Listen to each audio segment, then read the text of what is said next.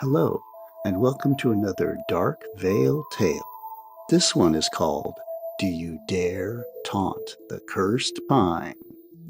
I hope you enjoy it, and if you are enjoying my stories, please like and subscribe to my channel. It will really help me grow this channel and continue to make more videos and tell more tales.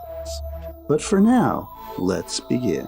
From as far back as I can remember, the old pine tree stood at the edge of the schoolyard, looming over everything like a silent sentinel. It was enormous, its twisted branches stretching wide as if beckoning anyone who dared to come near. Everyone said it had been there since the school was first built. Its roots intertwined with the land itself, but it wasn't the tree's age that made it feared. It was its unsettling reputation. The whispers began early, whispered in hushed voices among students and teachers alike. The tree, they said, was cursed. Anyone who disrespected it would be punished in ways they couldn't explain. Some claimed to see figures lurking in the branches, their faces hollow and their eyes void of any emotion. Others swore that touching its bark brought nightmares, sickness, or even worse. No one knew for sure how the tree came to hold such a sinister aura, but the warnings were enough to keep most people away. I, however, was skeptical. I had always believed there was a logical explanation for the strange occurrences, perhaps an overactive imagination or coincidental accidents. Ghosts and curses were nothing more than old tales spun to scare the gullible, until the day I ignored those warnings. It started on a seemingly ordinary afternoon when I was 14 years old. Lunch break had just begun and my friends and I were gathered near the water fountains, close by the tree. Jake, ever the joker, decided to bring up the old stories. "Do you ever hear about the tree?" Jake asked, filling his water bottle. "They say it's cursed. You mess with it and something bad happens." "Please," I scoffed. "That's just old nonsense. There's always a scientific explanation. People get hurt because they're careless or they imagine things." Jake laughed. "You think you're so smart? Go on, prove it. Go spit on the tree." The others chuckled, clearly enjoying watching Jake taunt me, but something about their enjoyment got to me. I decided to prove them wrong. Brushing aside any lingering doubts, I stepped forward confidently, wiped my hand on the rough bark, and spat at its base. "There," I said smugly. "Nothing's happening. It's just an old tree." Jake shrugged. "Guess you got a point." Little did I know, that act of defiance would come back to haunt me. That evening, everything began to spiral out of control. As the sun dipped below the horizon, I heard the first faint sounds, a low, distant drumbeat echoing from somewhere deep within the tree. At first, it was barely audible, a faint murmur beneath the usual sounds of evening. But as I made my way home, the drumming sounds grew louder, a relentless thud that seemed to pulse directly from the direction of the schoolyard. I tried to convince myself it was just thunder. After all, the skies were clear earlier, that maybe a storm was brewing.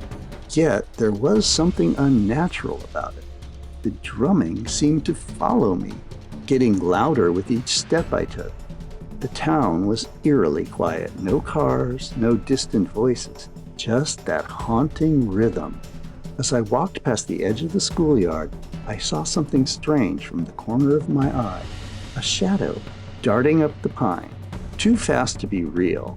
It was more like a blur, a shape that disappeared as quickly as it had appeared. My heart raced. I had heard the stories, of course, but I always dismissed them as nonsense.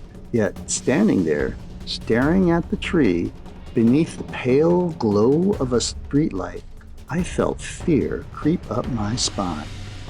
"Just nerves," I whispered to myself, but my footsteps quickened as I hurried away, the drumming growing louder, almost menacing now. I glanced back once more. The tree stood motionless, as though waiting. watching. When I got home, I thought the nightmare would end, but it was only just beginning. That night, I lay in bed, unable to sleep. The insistent drumming continued in my ears, low and relentless, like something alive. Just when I thought I could finally close my eyes, I was pulled into a nightmare. A vision of the tree, its branches twisting like monstrous arms under a blood-red sky. Then it appeared, a figure, standing beneath the tree. Its face was hollow, eyes empty and dark as voids. It tilted its head unnaturally, as if listening. I could feel its presence heavy and oppressive, filling the air around me with dread. When I woke, my neck was sore, as though something had tightened around it in my sleep. Panic set in as I tried to shake off the disturbing images, but that was only the beginning. The next day at school, the drumming started again during lunch. It was louder this time, impossible to ignore. As I packed up my things at the end of class, I glanced toward the pine and froze. There it was again, only this time it moved. The shadowy figure circled the tree in a blur, almost faster, yes, faster than seemed possible. Then, just as suddenly, it vanished into thin air. The horror of it all left me paralyzed. I felt eyes watching me. I asked Jake if he could hear the drumming, but his confused stare confirmed that he could hear nothing. I asked another classmate, Joey, and he shrugged, saying it was just my imagination. Everyone thought I was losing my mind, but I knew better. That evening, on my way home from school, the sounds intensified.